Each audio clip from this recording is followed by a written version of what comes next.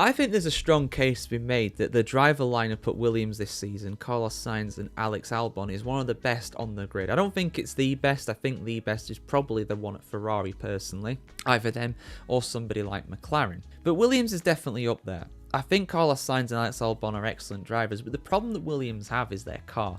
Their car is not the fastest on the grid. Last season was a big downturn overall in performance when compared to 2023, when Alex Albon scored some pretty solid points positions over the season. Williams unfortunately dropped all the way, I think off the top of my head, they dropped all the way down to 9th in the end. Of course, they lost out to the likes of Alpine late on because of their double podium. Now, Carlos Sainz is coming from Ferrari. He won a couple of races this season, just gone. So he was in a top car, second overall in the Constructors' World Championship. And a lot's been made of what his motivation is going to be like dropping down to Williams, because it is a step down. It is a step down. In more than one way, of course. But in performance terms, it's a step down. And it's all about what he can achieve now in the Williams. Now, he's been asked about this. They've launched their kind of merch and they've wheeled Carlos Sainz out in all the club shops here, basically. He's got the woolly hat on and everything in this picture here. And they've been asking him, what are your expectations for this season, Carlos?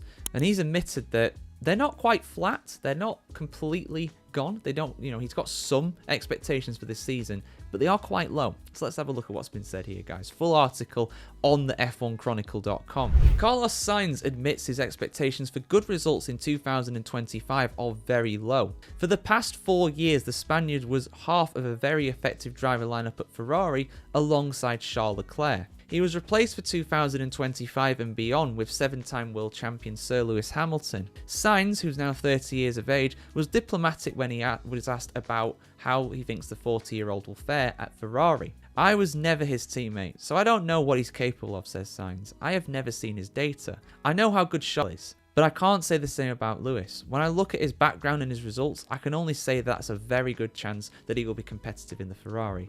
But that always depends on how well he can get used to the car and the team. There are so many factors that play a role that it is impossible for me to make any predictions. What is clear is that Sainz would like to have stayed in red this season.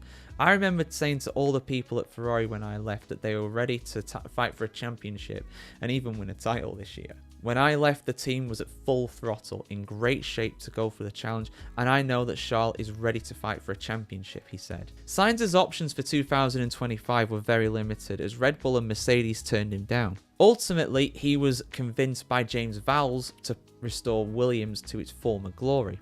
However, Williams finished second to last in 2024, and Vowles is open about the fact that the team's focus this year is on building the team and preparing for the all-new 2026 rules. The problem that Williams have, though, is the fact that every team will be doing the same thing relatively, so it's all about how effective they are with the resources at their disposal, and of course, their resources are not as plentiful as the top of the teams in Formula 1. I think the team is keeping it low at the moment, said Sainz to Spanish journalists when asked about his expectations for 2025.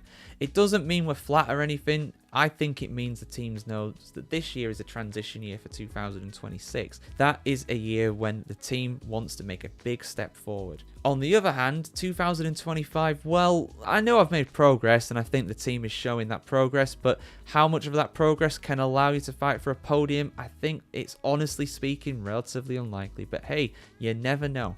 I prefer to be more optimistic and wait for at least the test or the first race to see where we are. And where will Williams be? Well, for my money, I think they're going to be struggling to score points, to be honest. I think it's going to be a similar year to 2024. You look at their drivers from last season, of course Alex Albon has remained unchanged, but they're not going to have Logan Sargent in the car not scoring points at the start of this season coming up. Franco Colapinto, as excellent as Franco was, he did unfortunately crash out every now and again too. Yes, he got some points, but I would highly wager that Carlos Sainz will not be wrecking the car every 2-3 races like Colapinto was. Of course, I'm not criticising Colapinto for you guys. I know I've got a lot of Argentine subscribers here on the channel, which of course, Bidos, of course, welcome to the channel. I do appreciate that, but at the end of the day, Carlos Sainz has proven over a number of seasons to be a very consistent performer for Ferrari, for McLaren, and for Renault back in the day, Toro Rosso as well, of course. So I think he's a very steady pair of hands, and I don't expect him to be pushing the limits of the car to the extremes as what both Alex Albon and Colapinto were this season. I think their biggest aim, Williams, will be just to keep it out of the wall, and I don't mean that disrespectfully. The amount of budget that they had to use to repair the cars, it genuinely left them in a position where they were on a knife edge financially, and it looked possible that There were some races where they wouldn't even be able to start 2 cars, and indeed they weren't able to start 2 cars at the Australian Grand Prix last season.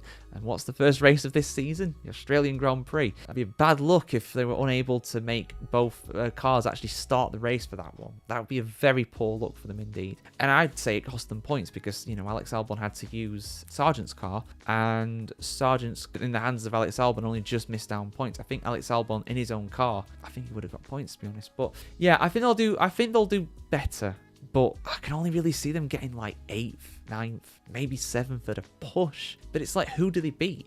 Sauber, yeah, okay, Sauber probably going to be bottom again. But Alpine, they were on an upturn at the end of the season last season. Haas, they're operating very effectively now. What are the Racing Bulls going to be like? You know, they've not a bad lineup either. You know, Yuki Tsunoda can produce some incredible results, and Isaac Hadjar, yeah, unknown quantity, of course. But you know, I feel like he's got like a top 5, a top 6 in him this season coming up. I think he'll wreck the car quite a bit too, but I think he'll get some big points in the odd race. I really do think he will. So it's like, how can Williams beat them? They've got to be consistently in the points, but they need to beat so many teams to get. And the top four is so entrenched that you're effectively fighting over 9th and 10th place every single race weekend, and that is between 6 different teams. So it's going to be, I think it's going to be a very tough season for Williams. And I say that as, I'm not a Williams fan, but I like to see them do well, you know. They're one of the OGs, you know. They've been on the grid for so long now, since the late 70s. So I want to see them do well, but I think it's going to be a hard season for them. But guys, what do you think? How are Alex Albon and Carlos Sainz going to get on this season coming up? I want to hear your thoughts in the comments below as always. And of course, keep it tuned to the F1Chronicle.com to see much more content just like this on the world of Formula 1. Have a great day, guys. Have a great week, and see you soon.